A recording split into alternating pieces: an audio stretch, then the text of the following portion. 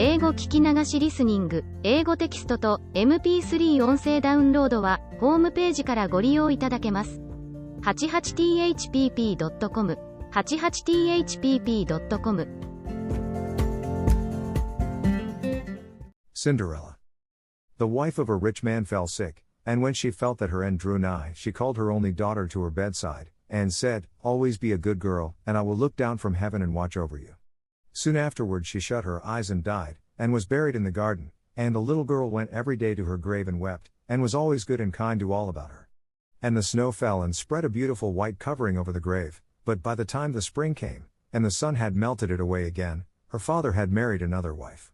This new wife had 2 daughters of her own, that she brought home with her. They were fair in face but foul at heart, and it was now a sorry time for the poor little girl. "What is the good-for-nothing one in the parlor?" said they. "They who would eat bread should first earn it. Away with the kitchen maid."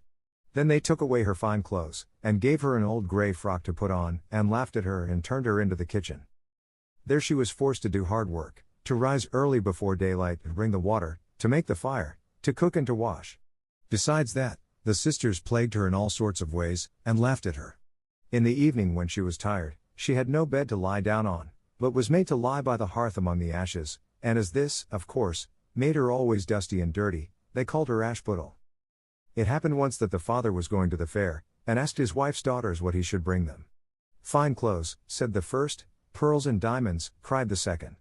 "Now, child," said he to his own daughter, "what will you have?" "The first twig, dear father, that brushes against your hat when you turn your face to come homewards," said she.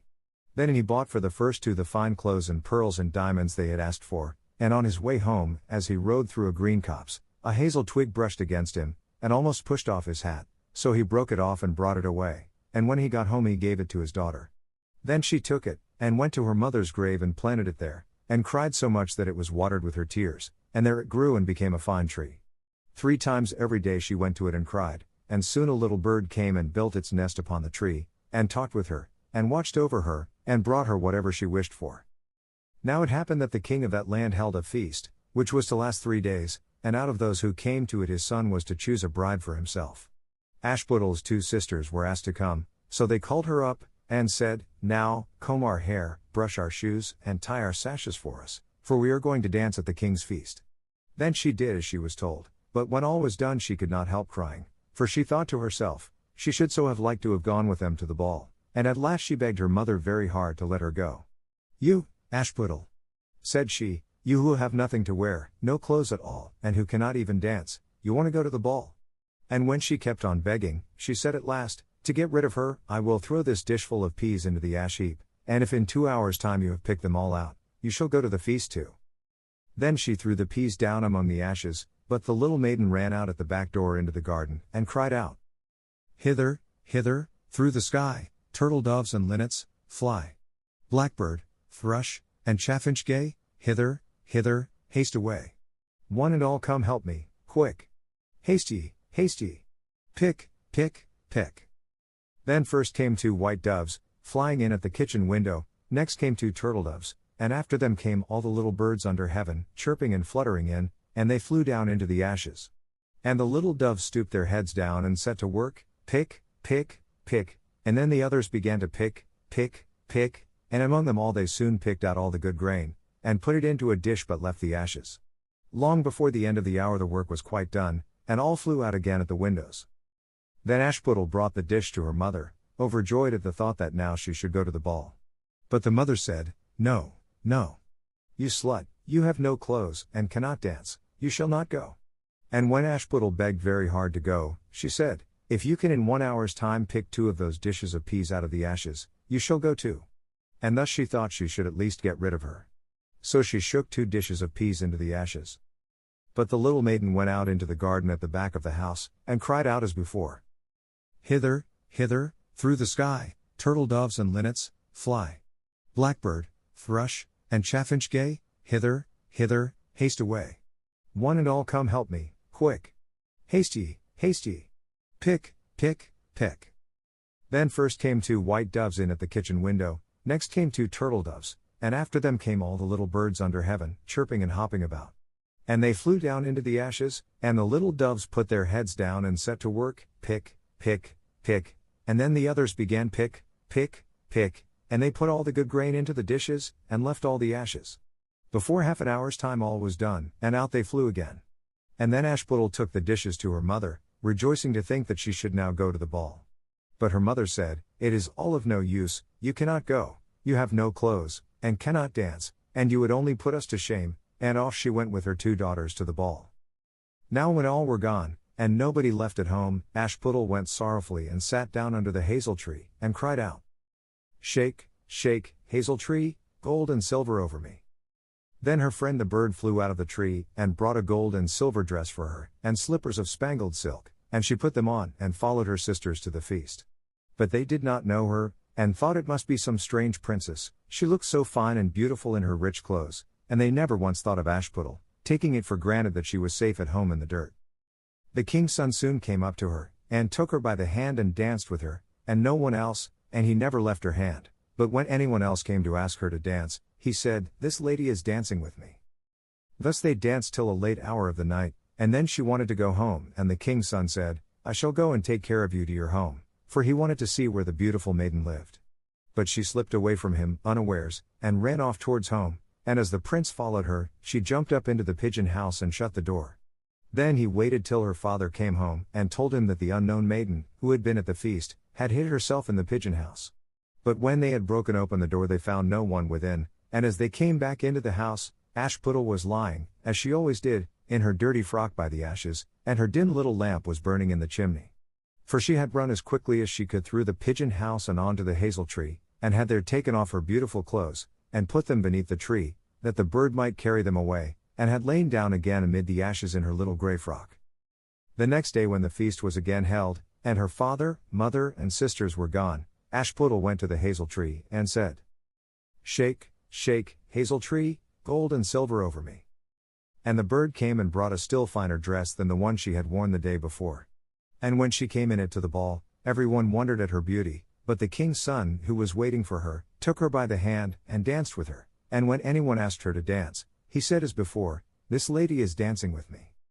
When night came she wanted to go home, and the king's son followed her as before, that he might see into what house she went, but she sprang away from him all at once into the garden behind her father's house. In this garden stood a fine large pear tree full of ripe fruit, and Ashputtel, not knowing where to hide herself, jumped up into it without being seen. Then the king's son lost sight of her, and could not find out where she was gone, but waited till her father came home, and said to him, "The unknown lady who danced with me has slipped away, and I think she must have sprung into the pear tree." The father thought to himself, "Can it be Ashputtel?" So he had an axe brought, and they cut down the tree, but found no one upon it. And when they came back into the kitchen, there lay Ashputtel among the ashes, for she had slipped down on the other side of the tree, and carried her beautiful clothes back to the bird at the hazel tree, and then put on her little grey frock. The third day, when her father and mother and sisters were gone, she went again into the garden, and said, "Shake, shake, hazel tree, gold and silver over me." Then her kind friend the bird brought a dress still finer than the former one, and slippers which were all of gold, so that when she came to the feast no one knew what to say, for wonder at her beauty, and the king's son danced with nobody but her, and when anyone else asked her to dance, he said, "This lady is my partner, sir." When night came she wanted to go home, and the king's son would go with her, and said to himself, "I will not lose her this time," but, however, she again slipped away from him, though in such a hurry that she dropped her left golden slipper upon the stairs. The prince took the shoe, and went the next day to the king his father, and said, "I will take for my wife the lady that this golden slipper fits." Then both the sisters were overjoyed to hear it, for they had beautiful feet, and had no doubt that they could wear the golden slipper. The eldest went first into the room where the slipper was, and wanted to try it on, and the mother stood by. But her great toe could not go into it, and the shoe was altogether much too small for her. Then the mother gave her a knife, and said, "Never mind, cut it off, when you are queen you will not care about toes, you will not want to walk."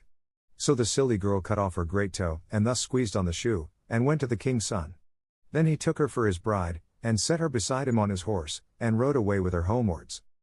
But on their way home they had to pass by the hazel tree that Ashputtel had planted, and on the branch sat a little dove singing, "Back again. Back again. Look to the shoe. The shoe is too small, and not made for you. Prince. Prince. Look again for thy bride, for she's not the true one that sits by thy side." Then the prince got down and looked at her foot, and he saw, by the blood that streamed from it, what a trick she had played him. So he turned his horse round, and brought the false bride back to her home, and said, "This is not the right bride, let the other sister try and put on the slipper." Then she went into the room and got her foot into the shoe, all but the heel, which was too large. But her mother squeezed it until the blood came, and took her to the king's son, and he set her as his bride by his side on his horse, and rode away with her. But when they came to the hazel tree, the little dove sat there still, and sang, "Back again. Back again. Look to the shoe. The shoe is too small, and not made for you. Prince. Prince. Look again for thy bride, for she's not the true one that sits by thy side." Then he looked down, and saw that the blood streamed so much from the shoe, that her white stockings were quite red. So he turned his horse and brought her also back again. "This is not the true bride," said he to the father. "Have you no other daughters?" "No," said he, "there is only a little dirty ashputtel here, the child of my first wife. I am sure she cannot be the bride." The prince told him to send her. But the mother said, "No, no, she is much too dirty, she will not dare to show herself." However, the prince would have her come, and she first washed her face and hands, and then went in and curtsied to him, and he reached her the golden slipper.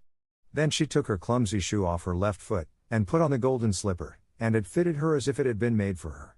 And when he drew near and looked at her face, he knew her, and said, "This is the right bride." But the mother and both the sisters were frightened, and turned pale with anger as he took Ashputtel on his horse, and rode away with her. And when they came to the hazel tree, the white dove sang, "Home! Home! Look at the shoe! Princess! The shoe was made for you. Prince! Prince! Take home thy bride, for she is the true one that sits by thy side." And when the dove had done its song, it came flying, and perched upon her right shoulder, and so went home with her. 英語聞き流しリスニング、英語テキストと MP3 音声ダウンロードは、ホームページからご利用いただけます。88thpp.com、88thpp.com